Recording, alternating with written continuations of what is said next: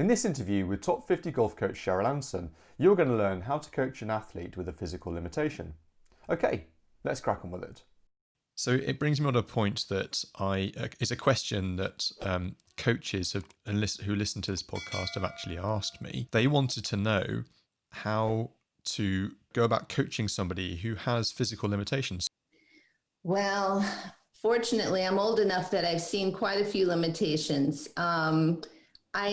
Of course, if somebody has a disability, whether it's Down syndrome or whether it's they have a missing limb, you have to find a way. Even a blind person I've coached, and you just have to figure out what's going to work for them. But for the typical golfer without a physical disability, I always bring them through an assessment.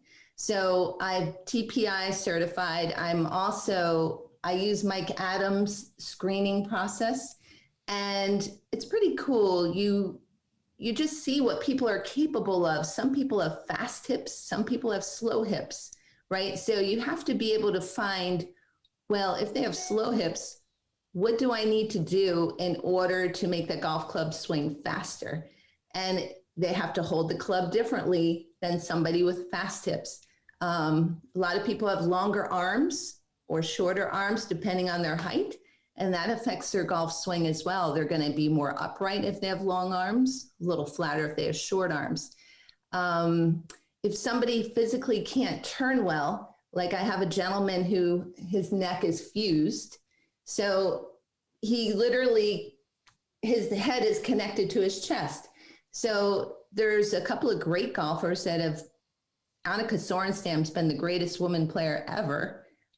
She kind of had limited cervical motion. So when she swung through, her head was like this. Like I said, with the steam iron, keep your head back. There's no way she could do that. So you just got to let the head go. Somebody who's restricted in their turn, I would close their stance line a little bit to allow their hips to turn more. Closed stance means I would drop their right foot back in their setup. So there's a lot of different things that you can do.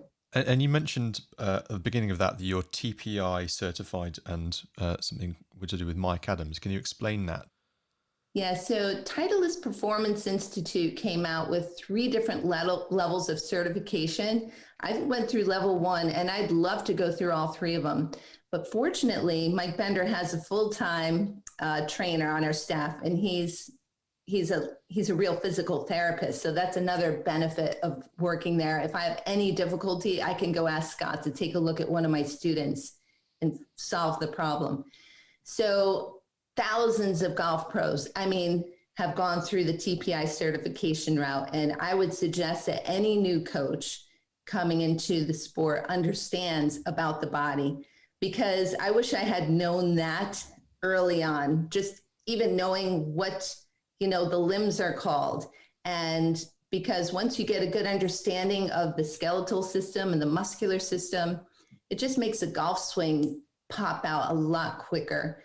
So the TPI program, it's nice too. Like if somebody comes for an assessment, there's an app on your phone, and you take them through about 10 different ranges of motion. You see where the weak link is, and then you can design a little stretch program or strength program right for that student there.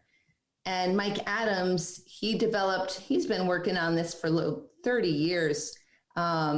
He understood that everybody has a different body.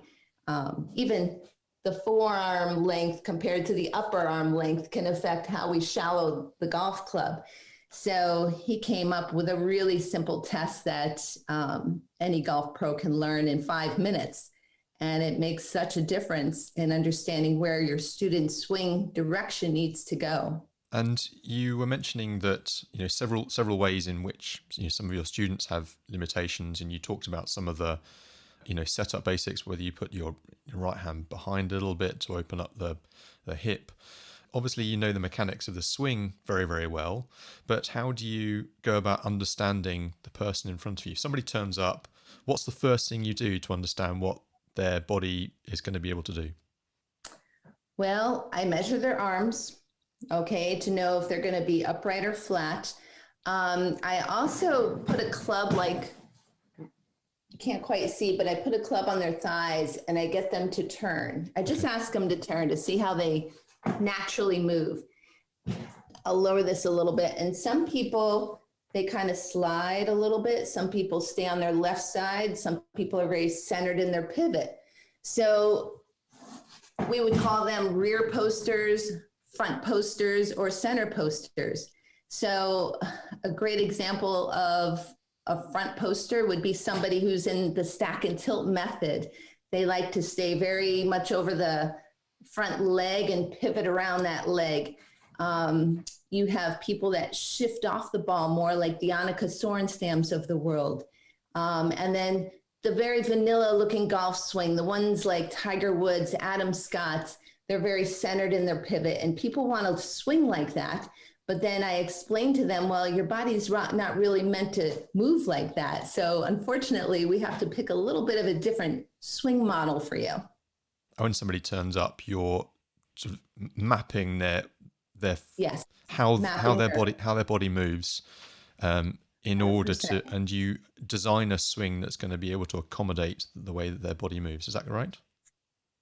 Yes, 100%. And some people, they get more power from torquing, right? They're very fast torquers with their hips. Yeah. So they're going to have more foot flare. Okay. Some people get more power, like their strongest part is they really jump vertically well. Like a Lexi Thompson, you'll see her feet, she's like up in the air, or a Justin Thomas. He's leading the US Open right now, right? Right. And so he really explodes off the ground. So it doesn't hold true for everybody, but typically we're going to see a little straighter foot pattern for people that use their verticals. And also that foot flare is important for people who are restricted in their turn, right? So if somebody can't turn too well, I got to flare that back foot, get them to open up better. I had a gentleman yesterday, he had so much leg drive, a lot of lateral motion. So like his legs would just go so forward that he wasn't using any torque or vertical. He was all lateral. So I needed to square his front foot up to get him to feel like he was jumping up a little bit more. So that really helped him. So something little like that can assist in changing the motor pattern. But that gentleman has swung that way for decades. So I had to also put something in front of his knee to get him to feel, okay, this is your limit. You can't go past that. You got to find a way to post up. So you're using objects also kinesthetically, so people can actually feel what's happening with their body. 100%. That's the beauty of Mike Bender too. He actually designed, it's pretty amazing. It's called MEGSA, Most Efficient Golf Swing Attainable is the acronym, but it's this big metal structure, okay? And there's all these different moving parts. You really need to post a picture of it with this because it's hard to explain. But whatever my student's issue is, let's say that their arm swing is too much like a wall, right? They're swinging up the wall. I need to get them to the rooftop. So there's a piece in there that I can put and it extends out through the right shoulder. So when they swing back, they're not going to run into it. Like the iron on my head, there's a bar that comes out and I can move it. And all of these things, it's like a gym machine. They have numbers on them. So the student knows, okay, I'm number 6 with the headpiece, right? And there's footprints on the mat so people know where to put their feet. So they set this up. And then when they're practicing, I know they're practicing perfectly. I don't have to monitor them all the time. So we sell memberships just to use the MEGSA equipment. And you'd be amazed how quickly people are able to change their swings just from having that feedback in the way. To learn more about human and sports performance, as well as how to coach, then click this playlist right here. And if you haven't yet, consider subscribing.